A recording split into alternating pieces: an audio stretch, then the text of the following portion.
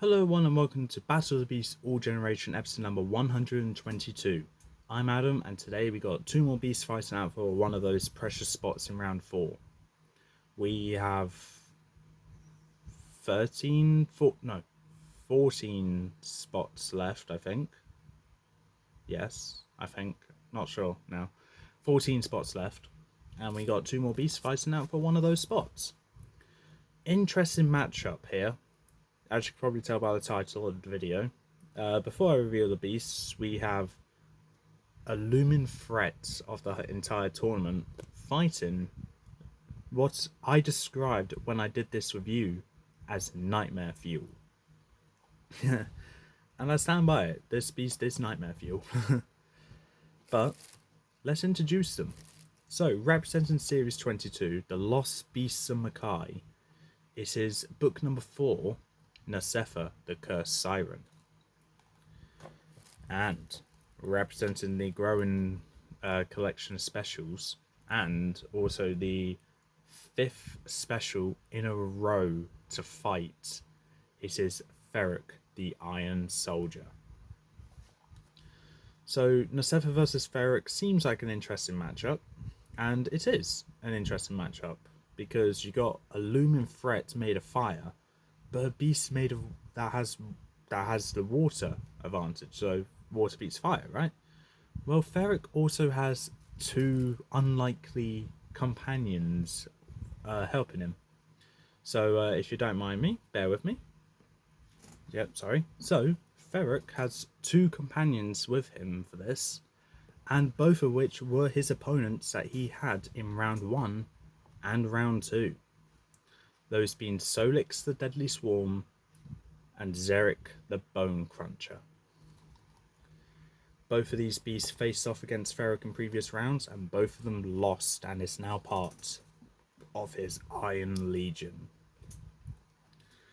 So now it's more than just Ferrok, it's these two on top, making these three versus Nersepha. Good luck. So like I said, looming threat. But enough of that for now. We're going to go on to the stats. Let's see what Ferrok is dealing with and what Nersepha is facing. Nersepha the Cursed Siren. Nersepha has the body of a woman and the tail of a sea creature. Her dark scales shimmer like oil and her green hair writhes like seaweed. Her red eyes cast an ominous glow underwater. Like the other beasts of Makai, her body is enhanced with red steel. In her case, a 3-pronged dagger where her right hand should be. And age 320, power 207, magic level 163, fright factor 95, and size 168. Powers and abilities are underwater breathing, natural weaponry and weapon mastery, enhanced strength and enhanced durability. Weaknesses, red steel removal. So, okay, moving on to Ferrok, the Iron Soldier. This giant is formed from molten iron and uses his sharp sword to magically draw flame into his body and increase his strength. The sword is not his only mode of attack. When Tom challenged the beast, Ferrok conjured a net of fiery ropes to keep him subdued. The battle was one of Tom's deadliest ever. And fun fact, Ferrok can enchant people and turn them into his servants. Age 217, power 293, magic level 180, fright factor 94, size 151. Powers and abilities are fire manipulation, weapon mastery, weapon summoning, transmutation. Ferrok can turn the flames in his body to metal, letting him create spikes on his body sharp enough to draw blood from Inferno. Enhanced strength, enhanced durability, molten metal manipulation. Ferrok can launch molten steel, which if it touches someone's body, transform them into an Iron Warrior. Borrowing, he can borrow through the ground with ease. And speech. Equipment, flaming sword and a net of flames. Minions, the Iron Legion, and growing. And weaknesses is the inability to swim an Iron Warrior's reversion. When Ferrok is defeated, all of the Iron Warriors are reverted back to their regular selves. So, with this, Nersepha versus Ferrok. The battle will take place where Nersepha lives, being the Bay of Heroes in Mackay. Ferrok's got a bit of a hike to do. And with that, let's get into this. So we go to the Bay of Heroes, where Ferrok has made his way all the way from the combat arena, ready to face his opponent.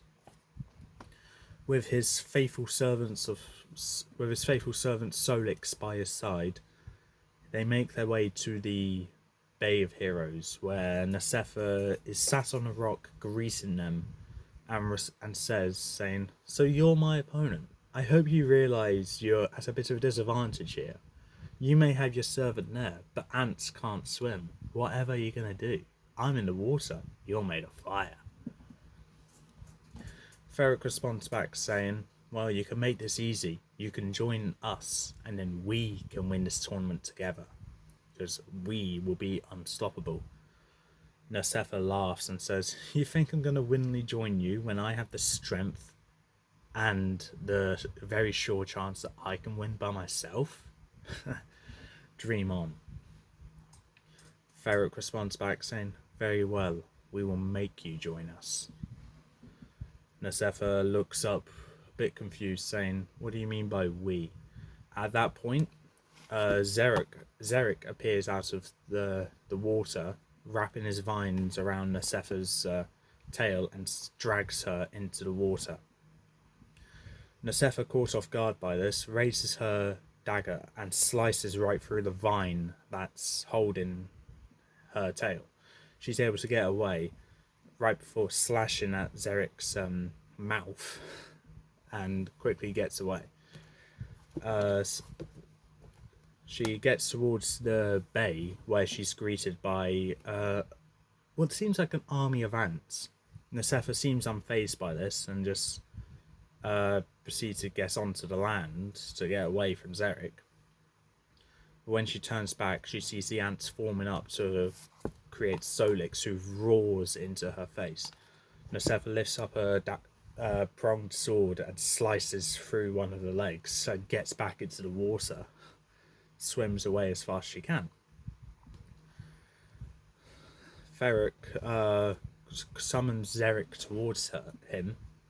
Zerek closes his mouth and Ferrok gets on top of Zerek. This is going to be confusing, isn't it? And Zerek makes his way through the water, supporting Ferrok's weight. With ease, quite frankly. Ferrok speaks out to Nersepha saying, "You've seen my minions. You could be one of them, and we can win. You know we can." Nersepha, completely unfazed by this, comes out of the water, lifts up her tail, and splashes it directly towards Ferrok. Ferrok defends himself by turning into steel, getting rid of the molten flame. The hot steel collides with the water and steam just erupts everywhere. Nersepha, bewildered by this, caught off guard, leaving Ferrok a chance to attack, where he conjures up the fiery net and chucks it towards Nersepha. Sorry, still coming back from sickness.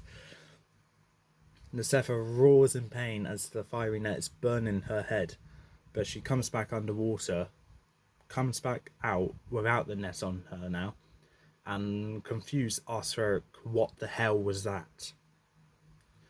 Ferrok responds back saying, "You tried splashing your water on me. However, I was able to turn that into steam because of how hot I am.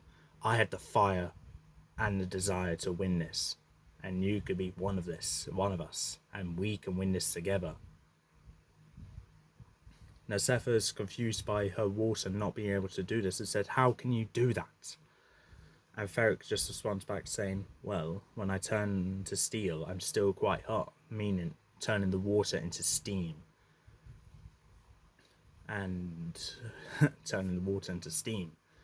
It's simple science, and you're not going to do anything about it. Nersepha confused by this, decides to dive back underwater and then attacks Zarek.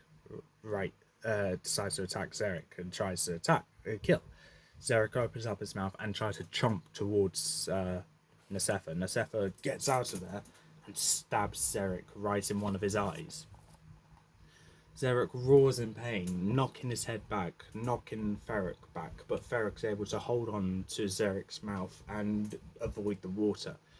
Ferrok demands Zarek to take him back to the land before he decides to do anything reckless. Nersepha realizes that she can't let Zarek get back to land, because if Ferrok gets on the land, she's not going to win.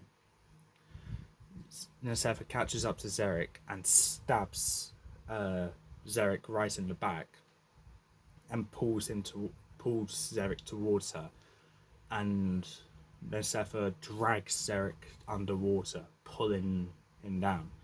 Ferrok sees a rock just in the middle of nowhere and jumps towards it before Zarek completely is submerged. Zarek is able to fight back now, wraps his vines around Nersepha. Nersepha's using her red seal sword to slice through them. And right when Zarek's about to chomp down on Nersepha dodges it, lifts her sword up and stabs it right through Zarek's head and coming out the other end.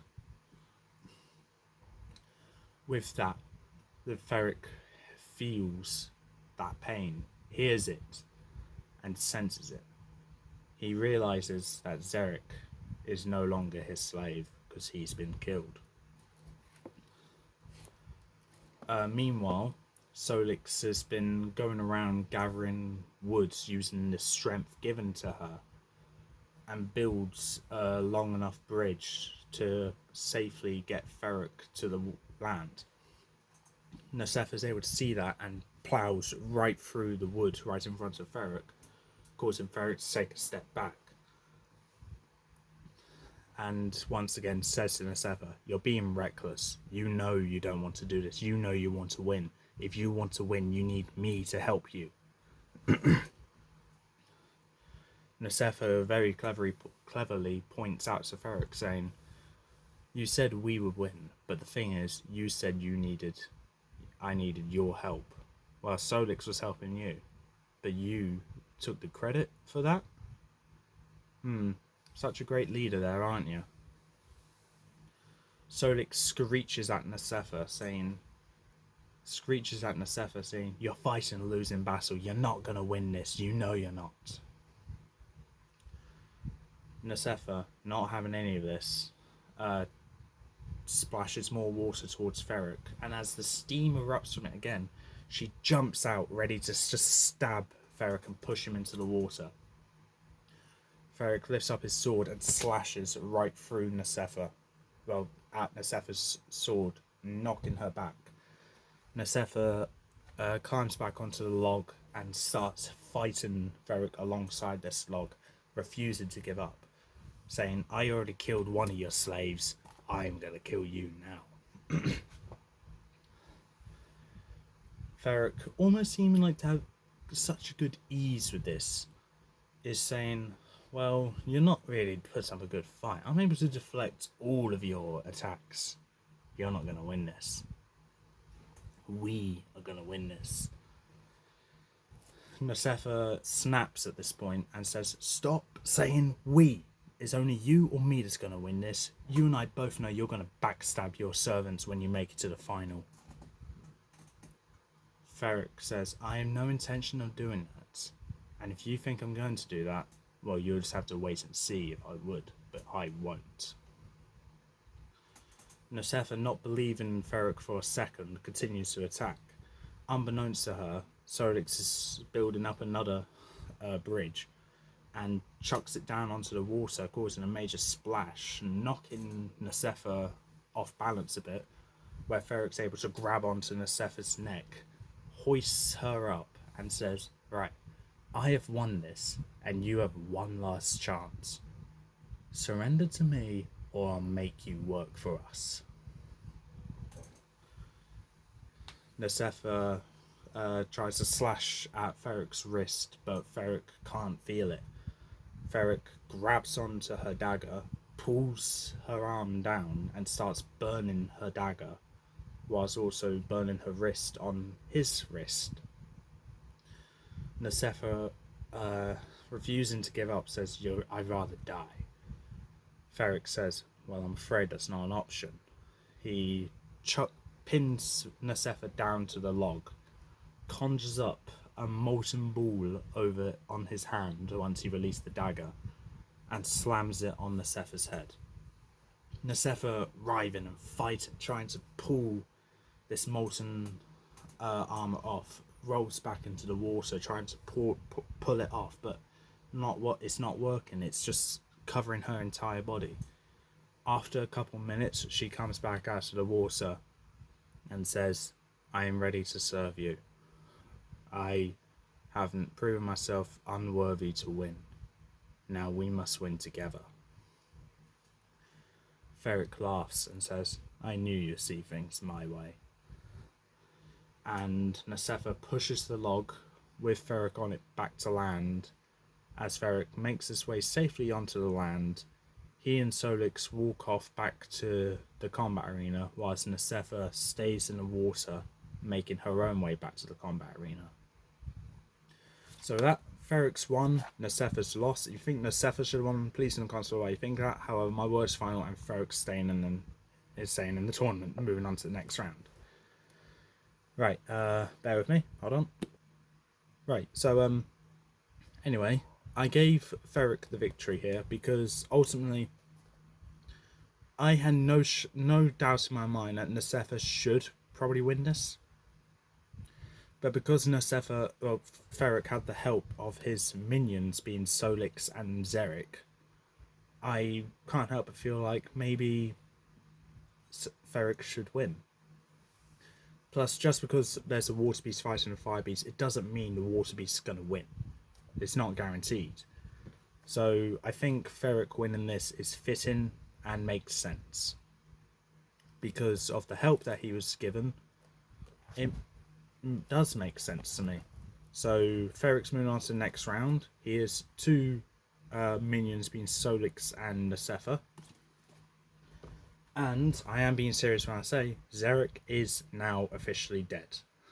No longer part of the Iron Legion, Nersepha killed him. Ferrok was impressed by this and decides that he needs a new water beast to help him. So with that, that's all for this time. If you like what you saw, leave a like, leave a comment, don't forget to subscribe, press the notification bell down corner below, and I'll see you next time.